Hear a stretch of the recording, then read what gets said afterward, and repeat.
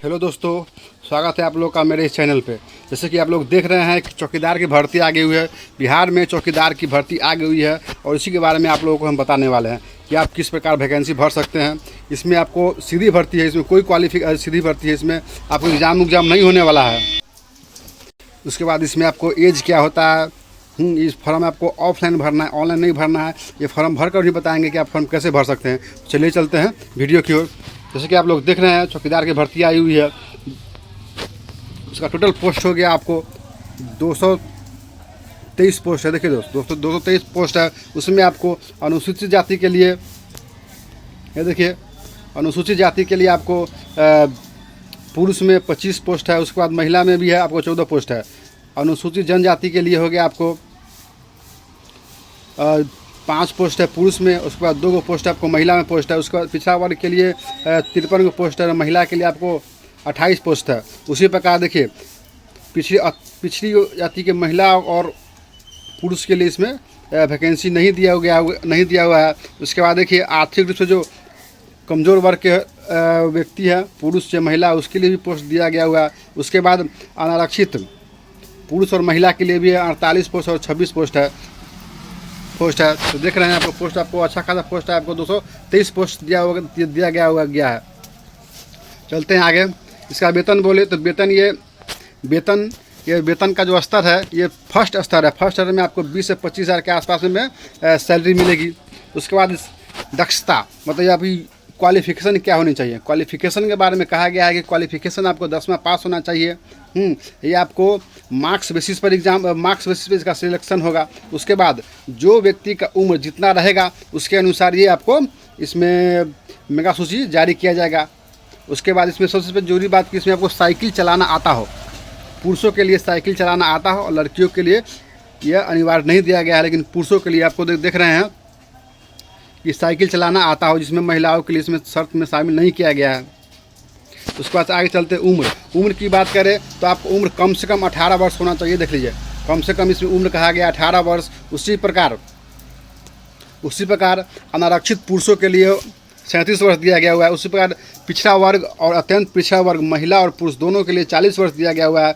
और अनारक्षित वर्ग जो महिला के लिए वो भी 40 वर्ष दिया गया हुआ है। उसके बाद अनुसूचित जाति और अनुसूचित जनजाति को पुरुष और महिला दोनों के लिए आपको इसमें 42 वर्ष दिया गया हुआ है। उसी प्रकार देखिए आवेदन करने की प्रक्रिया समय सीमा। आवेदन जो है आपको 20 जुलाई 2024 तक इसका आवेदन आप कर सकते हैं, वो भी संध्या 5 बजे तक। उसके बाद इसका आप आवेदन नहीं कर सकते हैं। उसके बाद दिखाते हैं आपको आवेदन करने के बाद आपको आवेदन किस पते पर भेजना है। इसको आपको ऑफलाइन भेजना है, वो भी स्पीड पोस्ट के द्वारा। देखिए दिया हुआ है जिला नियोजन पदाधिकारी अरवल में भेजना है। जिला नियोजन कार्यालय अरवल, प्रखंड परिषद अरवल जो ये देख रहे हैं ये आपको पूरा इसी पते पर भेजना है आपको। उसके साथ आपको लिफाफे पर जो विज्ञापन संख्या हो गया सो और पद का नाम अंकित करना अनिवार्य है। देखिए विज्ञापन संख्या और पद का नाम ये करना, ये भूलिएगा नहीं आप लोग। उसके बाद ये देखिए उसके बाद क्या करा है इसमें कि आप अगर आरक्षित हैं तो आपको उसमें सर्टिफिकेट लगाना ज़रूरी है। आप अगर ST ST या OBC हैं तो उसका सर्टिफिकेट लाना ज़रूरी है। उसमें यही कहा गया हुआ है। उसके बाद ये देखिए आगे दिखाते हैं आपको। इसमें आवेदन पत्र को किसी प्रकार की त्रुटिपूर्ण नहीं होनी चाहिए। अगर आवेदन किसी प्रकार से गलत हो गया तो बाद में ठीक नहीं किया जा सकता है। तो आप जब भी कोई भी फॉर्म भरिएगा इसको तो एकदम ध्यानपूर्वक भरिएगा, कोई भी गलती ना हो जाए। ये आपको अच्छा मौका है। उसके बाद अगर आप विकलांग हैं उसका जो भी है तो उसका प्रमाण पत्र जो होता है आपको देना पड़ेगा। और फॉर्म भरने के बाद उसके साथ आप क्या क्या अटैच कर सकते हैं, उसके बारे में भी दिया गया है। और साथ में आपको एक और बहुत ही ज़रूरी बात है कि लिखा गया है अभ्यर्थी को अरवल जिला का निवासी होना अनिवार्य है। साक्ष्य के तौर पर आपको निवास प्रमाण पत्र संलग्न करना हो तो उसको भेजना जरूरी है। आप अरवल जिला के हैं तो आप फॉर्म भर सकते हैं। अरवल का होना अनिवार्य कहा गया है तो आप अरवल का भर सकते हैं। फर्जी उसके बाद देखिए कि आप फॉर्म जब भरिएगा ऑफलाइन तो उसके साथ क्या क्या आप स्पीड पोस्ट के द्वारा भेजिएगा। उसके बाद आपको एक शैक्षणिक प्रमाण पत्र, आपको जो क्वालिफिकेशन है वो भेजना है। उसके बाद निवास प्रमाण पत्र भेजना है, उसके बाद जाति प्रमाण पत्र भेजना है। अगर आप आरक्षित में है तो जाति प्रमाण पत्र भेजना होगा। उसके बाद आचरण प्रमाण पत्र जो पुलिस अधीक्षक के द्वारा निर्गत किया जाता है, पुलिस के द्वारा जो आपको आचरण प्रमाण पत्र बनाना पड़ेगा। उसके बाद साइकिल चलाने के लिए अनिवार्य है, इसमें महिला अभ्यर्थी के लिए लागू नहीं होता है, लेकिन पुरुष को साइकिल चलाना अनिवार्य है, पुरुष को यह लागू होता है। उसके बाद देखिए, अगर आपके घर में कोई भी सेवा प्राप्त स्वतंत्रता सेनानी है तो उसका भी आपको आरक्षण का दावा करते हैं तो उसका भी आपको प्रमाण पत्र आपको देना पड़ेगा, लगाना पड़ेगा इसके साथ साथ। उसके बाद इसमें कहा गया है कि हाल ही का अतिरिक्त 2 रंगीन फ़ोटो, आपको 2 रंगीन फ़ोटो देना पड़ेगा।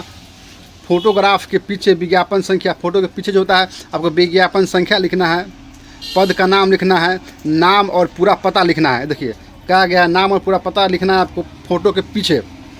उसके बाद आधार कार्ड लगेगा, आपको इतना ही सामान आपको देना है आपके जो ऑफलाइन में जो स्पीड पोस्ट कीजिएगा उसके साथ साथ। चलिए चलते दिखाते हैं और आगे। इसमें आपको कोई भी आवेदन शुल्क दे नहीं है, देख लिखा हुआ है, इसमें आप कोई भी आवेदन आपको देना नहीं होगा। जो भी खर्च आएगा आपको उसमें ये जो होता है स्पीड पोस्ट में उतना ही आपको खर्च लगेगा। उसके बाद आवेदन कैसे भी कीजिए, ये आपको हो गया आवेदन पत्र, ये आपको अप्लाई करना है, यहाँ पे ऑफलाइन अप्लाई करना है। दिखाते हैं आपको, देखिए ये आपको नहीं भरना है, ये आपको कार्यालय के द्वारा ही भरा जाएगा, इसमें आपको फ़ोटो लगेगा। उसके बाद देखिए, इसके बाद विज्ञापन का दिया गया आप कौन सा पद के लिए भर रहे हैं उसका नाम लिखना है, आवेदन का हिंदी में नाम लिखना है, अंग्रेजी में नाम लिखना है। उसके बाद जिला नियोजन कार्यालय अरवल का निबंधन संख्या लिखना है। उसके बाद पिता का नाम लिखना है, उसके बाद माता का नाम लिखना होगा, जन्म तिथि लिखना हुआ है। देखिए उसके बाद इसका जन्म तिथि लिखना होगा, शब्दों में जन्म तिथि लिखना है, दिनांक वर्ष सब में आपको जन्म तिथि लिखना है। और कह रहा है लिंग में पुरुष है कि महिला है, पुरुष वाला पुरुष लिखेगा, महिला वाला महिला लिखेगा। अगर उसके बाद कह रहा है कि क्या आप किसी आरक्षित वर्ग से हैं, क्या आप SC ST हो गया या OBC हो गया, EBC हो गया, इसमें है, अगर है हाँ सॉरी अगर आप कह रहे हैं इसमें हाँ तो उसके साथ आपको आरक्षित वर्ग और अनुसूचित जाति में कौन सा है वो भी अब लिखना पड़ेगा। उसके बाद उसका जो प्रमाण पत्र होता है वो भी लिखना पड़ेगा आपको, और साथ में जो बोले हैं कि आपको अब जाति प्रमाण पत्र भी आपको देना पड़ेगा। देखिए आप कौन सा जाति है वो भी लिखना पड़ेगा। उसके बाद यहाँ पे होगा, देख लीजिए यहाँ पे आपको अस्थायी पता हो गया, प्रमाण वर्तमान पता हो गया, दोनों पता लिखना पड़ेगा। दोनों पता आप एक ही लिखिएगा, अस्थायी पता और भी और वर्तमान पता भी। इसमें आपको कह रहा है कि मोबाइल नंबर भी लिखना पड़ेगा। देखिए आपको मोबाइल नंबर भी लिखना पड़ेगा कि आप शारीरिक रूप से विकलांग हैं। अगर आप शारीरिक रूप से विकलांग हैं तो हाँ उसका प्रारूप अंकित करना पड़ेगा कि विकलांग है तो किस भाग में, हाथ में है, पैर में है या किसी उसी तरह से। अगर नहीं है तो नहीं लिखना पड़ेगा। उसके बाद देखिए अंकित विकलांग का प्रतिशत, मतलब आपका विकलांग है तो कितना % विकलांग है वो भी आपको मांग रहा है।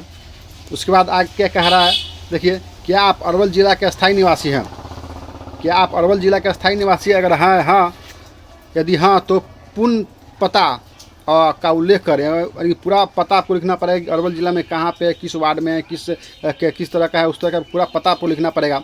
क्या आप विवाहित है, आप अगर आपका विवाह हो गया है तो हाँ लिखिए, अगर विवाह नहीं हुआ है तो न लिखिए। क्या आप पूर्व से सरकारी सेवा में कार्यरत हैं, अगर आप इससे पहले भी सरकारी सेवा में कार्यरत हैं तो हाँ लिखिए, नहीं तो न लिखिए। उसके बाद कह रहा है यदि हाँ तो अगर आप हाँ हैं तो उसका पूरा विवरण लिखना पड़ेगा, किस पद पे हैं, क्या चीज़ पे हैं, किस चीज़ में आपको पूरा विवरण लिखना पड़ेगा।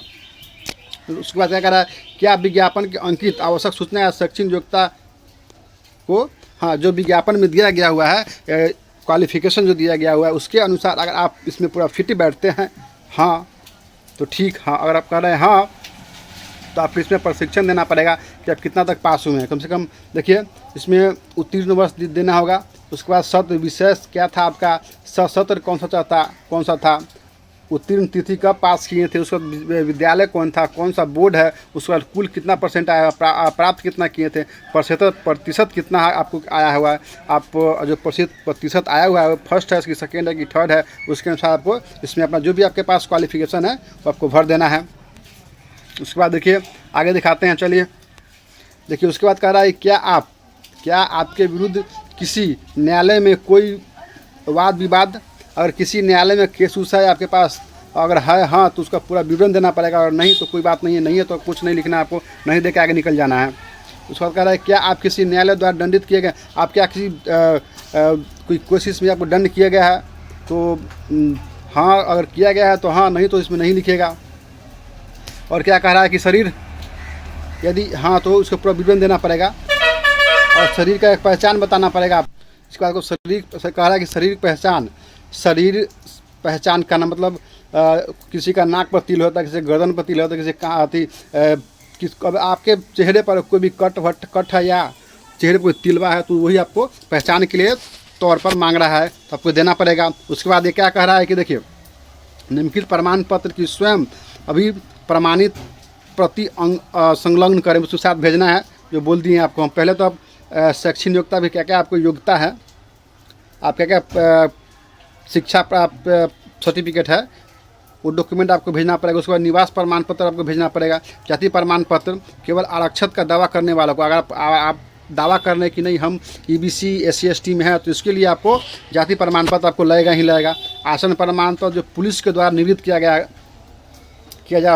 तो वो आपको लगेगा। उसके बाद देखिए, उसके बाद कह रहा है कि साइकिल चलाने संबंधित और स्वयं घोषणा, साइकिल चलाने का जो साइकिल चलाना हो आता हो आपको, और महिला के लिए लागू नहीं है। दिव्यांग प्रमाण पत्र, जो व्यक्ति दिव्यांग है उसको दिव्यांग प्रमाण पत्र आपको उसमें लगाना पड़ेगा। अगर आप पेंशन प्राप्त स्वतंत्रता सेनानी के पोता पोती हैं तो वो भी आपको आरक्षण के लिए लागू करने के लिए भी आपको लगाना पड़ेगा।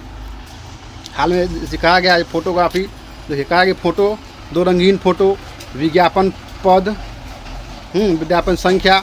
उसके बाद विज्ञापन संख्या के साथ साथ आपको देखिए, विज्ञापन संख्या हो गया, उसके पद का नाम और नाम एवं पता, पूरा पता लिखना पड़ेगा आपको वहाँ पे, नाम पूरा पता हो गया। उसके बाद आधार कार्ड, उसमें बोलिए दिए हुए कि आधार कार्ड लगेगा। इतना सामान आपको लिफाफा के साथ स्पीड पोस्ट करके आपको जो पता दिया गया हुआ है उस पर आपको भेजना होगा। ये आपको 20 अप्रैल 2024 20/7 तक ही आपको भेजना पड़ेगा, उससे पहले आप भेज दीजिए तो बेटर है। उसके बाद देखिए, उसके बाद यहाँ पे आपको यहाँ आपको स्थान और तिथि का भेज रहे हैं वो। उसके बाद कह रहा है कि स्वतः संबंधित एक रंगीन पासपोर्ट साइज फ़ोटो चिपका, यहाँ पर आप फोटो भी चिपका दीजिएगा। उसके बाद हस्ताक्षर कहता है कि हस्ताक्षर कीजिए, एक हिंदी में भी और इंग्लिश में भी। उसके बाद यहाँ पे आपको कुछ नहीं भरना, यहाँ पर कार्यालय उपयोग के लिए है तो कुछ नहीं भरना है। उसके बाद इसको फोल्ड करके और स्पीड पोस्ट के द्वारा जो यहाँ पे दिया गया हुआ है, जो यहाँ पे दिया गया पता दिया गया है, स्पीड पोस्ट आपको भरना है। देखिए कहाँ चला गया दोस्त, यहाँ पे दिया गया हुआ है, हम आपको अभी जस्ट बताया हमें कि इस पता पर आपको भेजना है, तो स्पीड पोस्ट के द्वारा आप उस पता पर आप फॉर्म को भेज दीजिएगा। तो ये रहा वीडियो। अब अगर आप इसके शैक्षणिक योग्यता में हैं तो फॉर्म को अप्लाई कीजिए, बहुत ही सुनहरा अवसर है। तो वीडियो को लाइक सब्सक्राइब शेयर जरूर कीजिएगा, और देखने के लिए बहुत बहुत धन्यवाद।